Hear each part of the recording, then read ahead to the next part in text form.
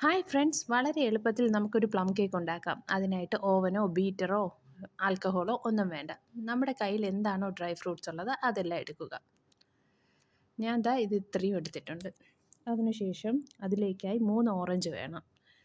3 ഓറഞ്ചിന്, നല്ല പഴുത്ത ഓറഞ്ചിനെ ഇതുപോലെ സ്ക്രാപ്പ് ചെയ്ത് എടുക്കുക. അതിൻ്റെ പുറന്തോട് മാത്രം വൈറ്റ് കളർ വരാതെ ശ്രദ്ധിക്കുക. കൈക്കും ഇതുപോലെ എടുക്കുക. അതിനുശേഷം ഓറഞ്ചിൻ്റെ നീരെടുക്കാനായിട്ട് മിക്സി ഉപയോഗിക്കേണ്ട, കൈയിട്ട് തന്നെ എടുക്കുക. എന്നിട്ട് അരിച്ചതിന് ശേഷം അതിലേക്ക് ഡൈല്യൂട്ടാക്കാൻ കുറച്ച് വെള്ളവും കൂടെ ചേർക്കുക. നമ്മൾ എടുത്തു വച്ചിരിക്കുന്ന ഓറഞ്ചിൻ്റെ ആ തോടും ഈ കയ്യിലുള്ള ഡ്രൈ ഫ്രൂട്ട്സ് എല്ലാം അതിലേക്ക് ചേർക്കുക. ആവശ്യത്തിന് പഞ്ചസാരയും കൂടെ. എന്നിട്ട് നല്ലതുപോലെ തിളച്ച് അതിനെ വറ്റിച്ചെടുക്കുക. അതിനുശേഷം ഈ ഡ്രൈ ഫ്രൂട്ട്സ് ഒന്ന് ഫെർമെൻറ്റ് ചെയ്യാനായിട്ട് കുറച്ച് ചെറിയ ചൂടുവെള്ളത്തിലേക്ക് കുറച്ച് ഈസ്റ്റും പഞ്ചസാരയും ചേർക്കുക. ഇതുപോലെ വറ്റി വരുന്ന അതിലേക്ക് ഈ ഫെർമെൻറ്റ് ചെയ്ത ഈസ്റ്റിനെ അതിലേക്ക് ചേർത്ത് നല്ലതുപോലെ മിക്സ് ചെയ്തെടുക്കുക. ഇനി പഞ്ചസാര കാരമൽ ചെയ്യാനായിട്ട് ഒരു പാനിലേക്ക് ആവശ്യത്തിനുള്ള പഞ്ചസാര ഇതുപോലെ ചെയ്തെടുക്കുക.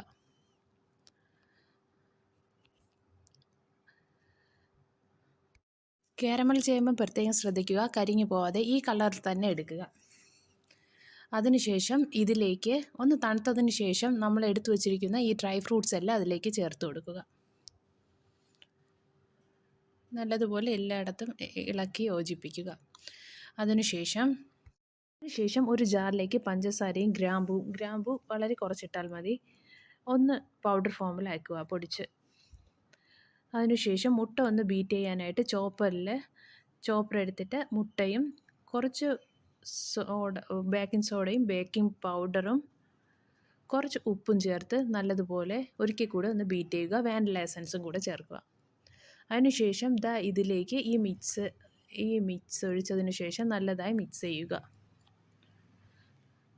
മിക്സ് ചെയ്തതിന് ശേഷം കുറച്ച് മൈദ അതിലേക്ക് ആഡ് ചെയ്ത് കൊടുക്കുക. പിന്നെ നട്ട്സ് ഒന്ന് ക്രഷ് ചെയ്ത് അതിലേക്ക് ചേർക്കുക. ഇതിൽ വളരെ കുറച്ച് മാത്രമേ ഓയിൽ ചേർക്കുന്നുള്ളൂ. അതിൻ്റെ കൺസിസ്റ്റൻസി അനുസരിച്ച് മാത്രം കുറച്ച് ഓയിൽ ചേർത്താൽ മതി. ഇത് ഇങ്ങനത്തെ ഈ കൺസിസ്റ്റൻസിയിൽ വേണം നമുക്ക് എടുക്കാനായിട്ട്. കൂടുതൽ വെള്ളമാവാൻ പാടില്ല. ഇതുപോലെ കിട്ടണം. അതിനെയും നല്ലതുപോലെ മിക്സ് ചെയ്തതിന് ശേഷം